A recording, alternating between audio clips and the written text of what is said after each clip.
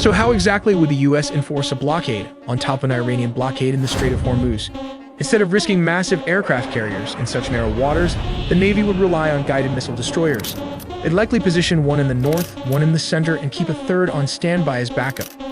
But here's the major problem. Iran wouldn't just fight with missiles. They use sea mines. In this scenario, they could drop them all over the strait, with some even drifting into the waters of neighboring Arab countries. So how do you remove these sea mines? The answer is the littoral combat ship.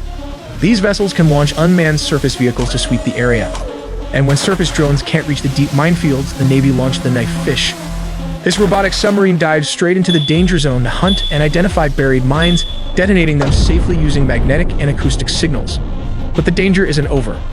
Iran still commands a small swarms of fast Mosquito boats capable of threatening massive US warships.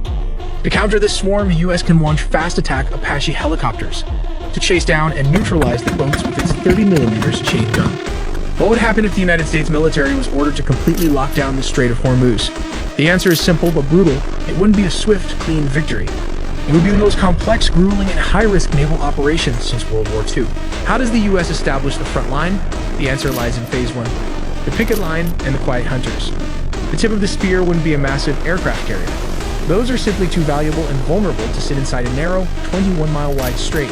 Instead, the US would rely on a Wolfpack of 4 to 6 Arleigh Burke-class guided missile destroyers. The destroyers would position themselves in a layered patrol box, one ship watching the northern approach near the Iranian coast, one covering the deep channel in the center, and the third hanging back as a rapid response reserve. Their collective radar coverage creates an invisible dome over the strait. Nothing flies, nothing sails, and nothing launches from shore without being seen within seconds. But what happens beneath the waves? The answer is the Virginia-class attack submarine, patrolling silently at 400 feet.